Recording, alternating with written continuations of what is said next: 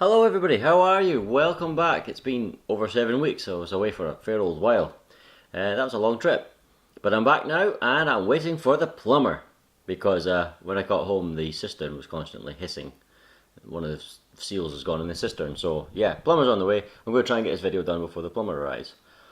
Also, I don't have a car because the Alfa Romeo failed its MOT while I was out there. So nice, it's not here. Emissions. Nothing at all to do with the fact that I've decatted it. Anyway, today we're going to talk about HPI. You may remember in April I did a video about HPI going into administration, and everybody was very sad about it. You know, lots of childhood memories, great memories with HPI, and a lot of people grew up with it. However, nobody could deny that they'd been lazy and resting on their laurels for years, and really quite a lot of the troubles that they found themselves in, they only had themselves to blame. Now, this happened a couple of weeks ago, or just over a couple of weeks ago, but obviously I was at sea so I couldn't report on it, but I want to talk about it anyway. HPI have been saved, they've been bought over, thank goodness. I'm so pleased about that. I mean, it would be a real blow to the hobby if HPI went. Even if you're not a fan of HPI themselves, even if you've never really considered their products to be for you, no one can deny that losing HPI in the hobby would be really detrimental. So, they've been saved. Company called Vestergaard Group. This happened in June, and I'm recording this in July. Now, Vestergaard Group have, on the big reveal it says, the website's sort of not really there. The old pages for old models, and you know, you could go to the product pages that's still there, but it's not really updated. The front page of the website's not live. It just gives you this message about being bought over. The main thing it's been emphasizing is change is coming. That's what they're saying. Change is coming, and I really hope that is the case. HPI need change, just massively. We can have no more of this holding on to the same models for years and years and years, and even decades in some cases. No more putting a new body shell or a new paint job or a new set of wheels and tyres and declaring it new car, because that's what they've been doing. They've been going, oh, look at the new HPI Bullet. It's not the new HPI Bullet, it's just the same HPI Bullet with a nice new paint job. That's not a new model. They've been doing that for too long, and it's anyone that's ever wanted an HPI has had an HPI by now. You've got to give people reason to buy your stuff, and they just haven't. We can have no more of that. We need change. We need change very critically. So, some of the things I just want to talk about, some of the things I really hope HPI can consider, because, for example, let's talk about some of the most famous models that they've done for over the years.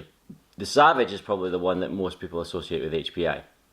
The Savage is their success story. The Savage has been synonymous with HPI and synonymous with bashing and toughness and extreme, jumping and all the rest of it well, the Savage was released, the original one, in 2002. So that's 17 years ago. And it's still, not that model, but the Savage family still continues to this day. There's been about 15 iterations or something. The Savage has got a massive loyal following, and it also has a sort of a cult following.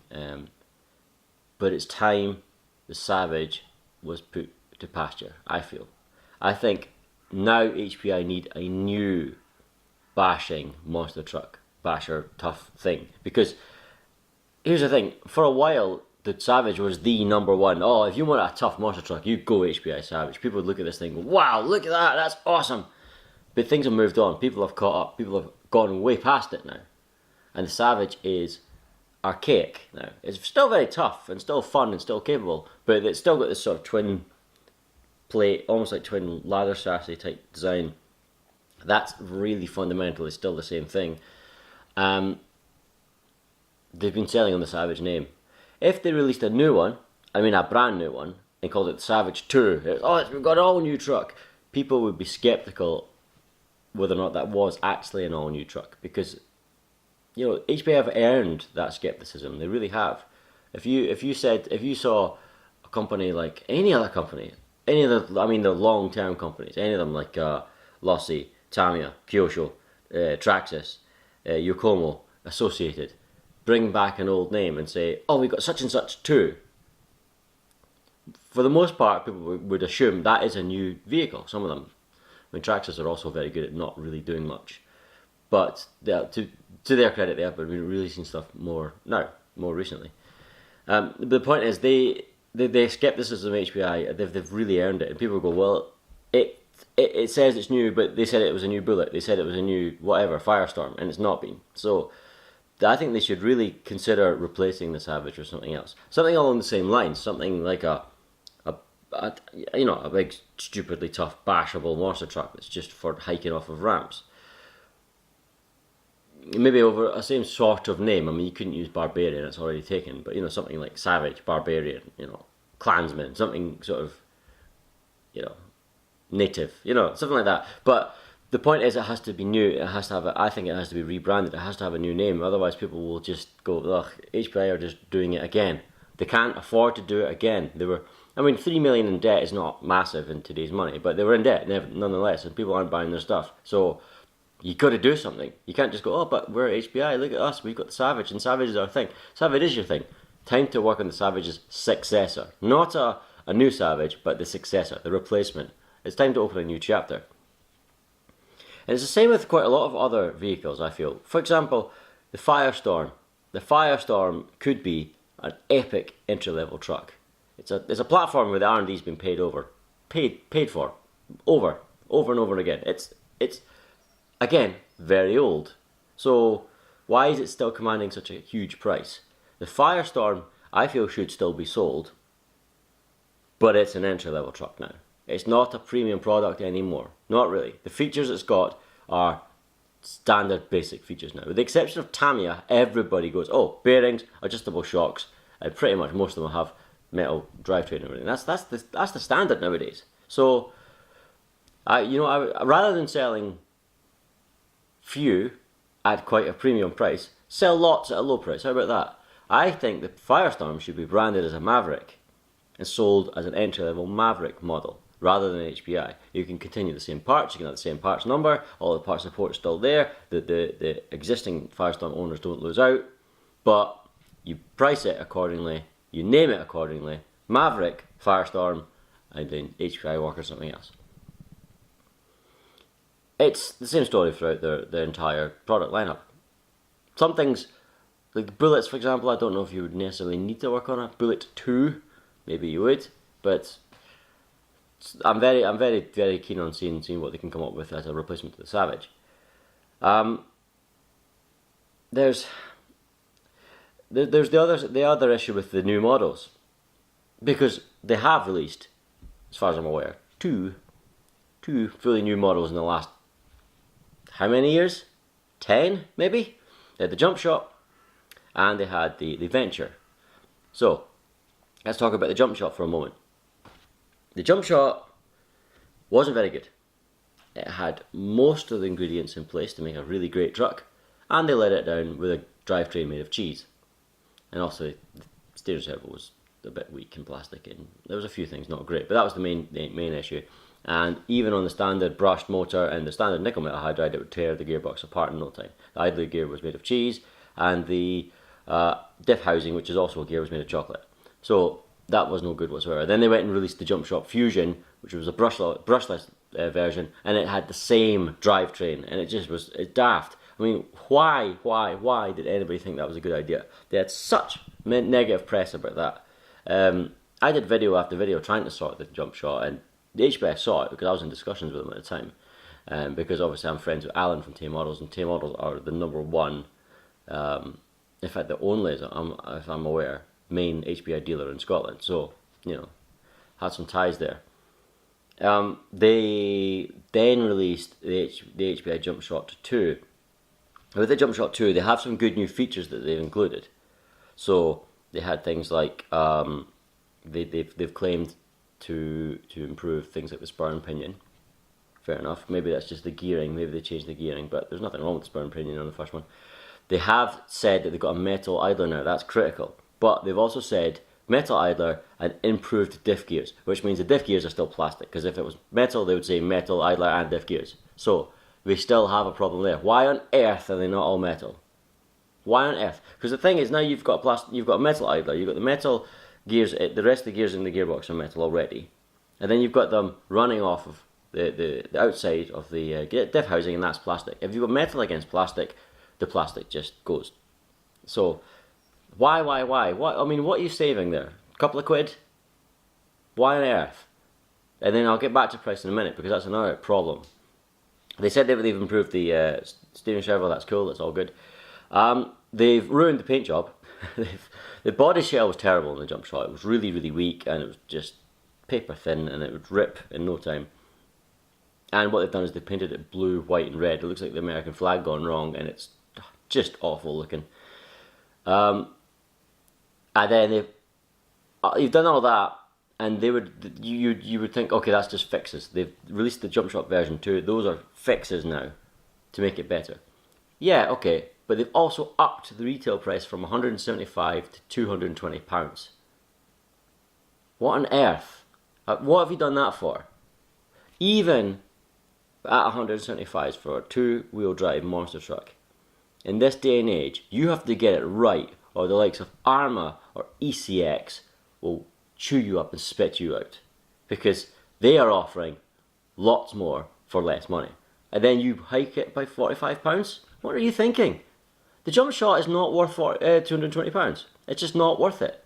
You got perceived entry-level models from perceived entry-level brands who sort of started making a name for themselves for less, and they're producing superior, tougher products. You cannot charge £220 for a truck that still has plastic in the gearbox and a piddly shell that rips in half.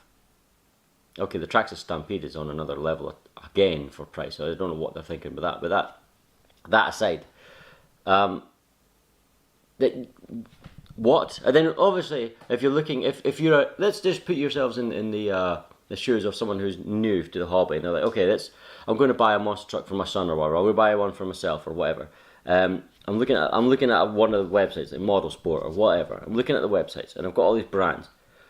Your monster truck's got to have the wow factor to justify the price. You've got to look at it and go, wow, that looks cool. Then you look at some of the ones. Well, first of all, listen to the names. You've got things like Ruckus, Stampede, Axe, Brutus, Furio, Granite, Jumpshot. Maybe think about renaming that. Jumpshot's not a good name. Not a good name. So it loses in that. Then of course you have the looks. I mean, just some of them look fantastic. The ECX, for example, the Ruckus looks great. The Granite looks great. Stampede looks shell's too high. Need to overhaul that completely. But they all look cooler. And if you've got a truck that doesn't look as cool, doesn't have as good a name, and is more expensive, unless you know HPI's reputation, well, their previous reputation, their reputation now is not quite the same, but if you knew, okay, I know for a fact that this company here is supposed to be entry level. This HPI, although it's got rubbish name, doesn't look as cool, but it's got the reputation of being better parts support and better quality, then you could maybe justify the extra price. But HPI don't have the reputation for parts support anymore because they've been in administration, and then previous to that, HPI Europe were in administration a couple of years prior, so they haven't been doing very well in that regard. And if you're new to the hobby, you don't know these things anyway. So yeah, the Jumpshot, big problem there. I think they should consider give it a different shell, a different looking shell, tougher, like at least double the thickness of the Lexan. Give it a new look, give it a new name. You need to give the spur cover has got the big hole in it for the adjuster to come through. Most companies will put like a bung over it, or a rubber bung over it, so that you can pop it off, adjust it, and pop it back on again or whatever. The Jumpshot doesn't have that, so it's just got a hole. So grit gets in and it just rotates around with the spur and the pinion and chews everything up. That's just stupid. What are you thinking with that? So Jumpshot needs some work. The other new model was the Venture. The Venture is actually supposed to be a very good truck. As far as I'm concerned, the only reason the Venture's an all-new truck is because they didn't have anything to base it on, because HPI is very good at basing it on other stuff.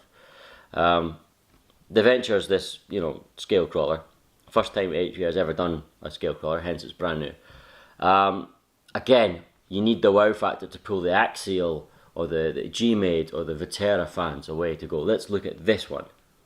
And so they use an FJ shell, Land Cruiser FJ, which is not a good looking shell. Some people like it, but the vast majority of people, as far as I've seen on forums and that, think, well, it's not the best looking truck. And it's brown. So you want to convince people to walk away from the axials by giving them a ready to run truck with a brown FJ shell. What are you thinking? Pick a handsome truck. Pick a handsome truck. Pick a nice colour scheme. You have the Crawler King, the big jacked up Crawler King thing with the Ford Bronco shell, the white and orange. That looks really nice. Why not a variant of that? Why not? You know, obviously you'd want to do is the Venture a hard body? Actually, I can't even remember if the Venture's a hard body. Maybe not, but it's got sort of scale plastic details. You could do this sort of thing like that, but they didn't, and it didn't sell, even though it's supposed to be quite a good truck. So, yeah, it seems to be resting on laurels coupled by silly decisions on new things, and that's why HPI have got themselves where they are.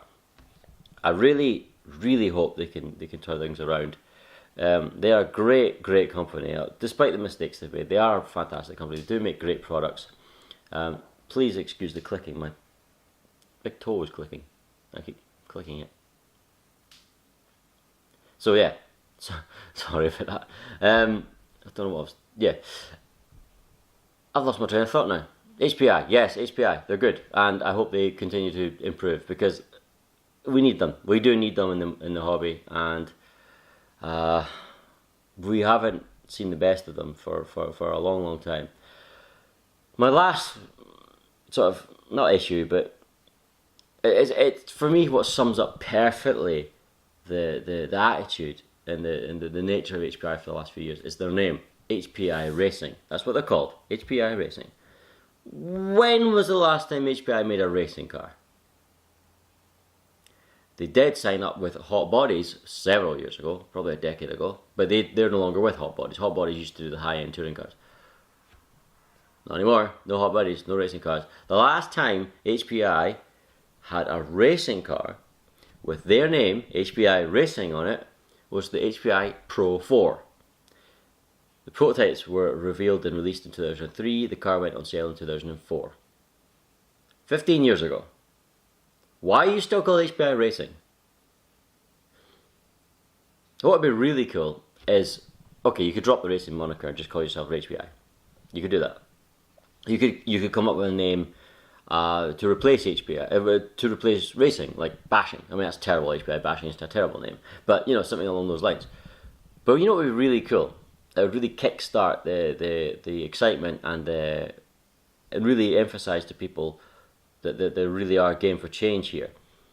What if HPI released an entry level GT12 car? GT12 racing is massive right now. You got the Schumacher Superstocks, for example, huge. Why don't HPI jump on that bandwagon? They have previous racing experience. They have previous racers. I mean, the Jamie Booth is still, I believe, associated with HPI. Hara won the 2004 World Championships with HPI. I'm sure he could put some input. But that'd be really cool. How good would that? Oh, here's a big surprise for everybody. Bang! HPI GT12 car. I don't know what you'd call it, because they always used to call things like RS4.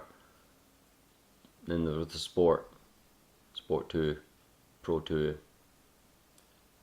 RS2, because the RS4 is four-wheel drive. RS2 Sport 12, maybe?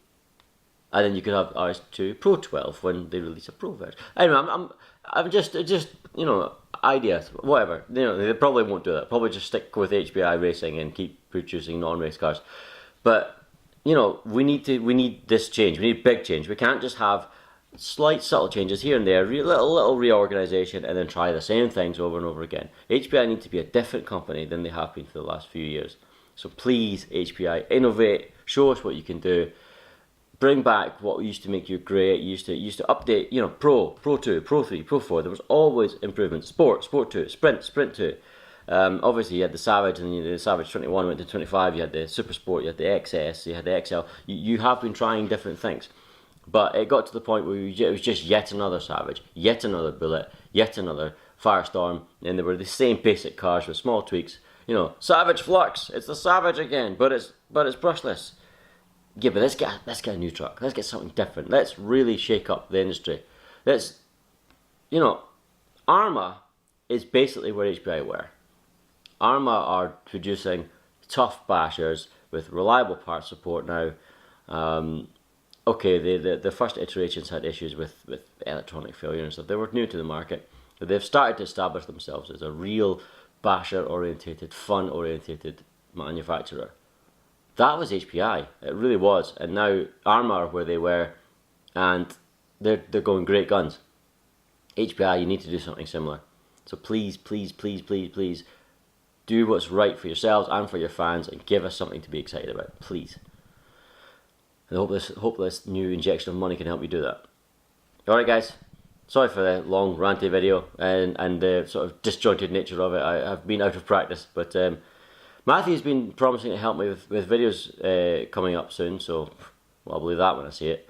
But in the meantime, take care of yourselves, and I'll catch you as soon as possible. See you later. Cheers.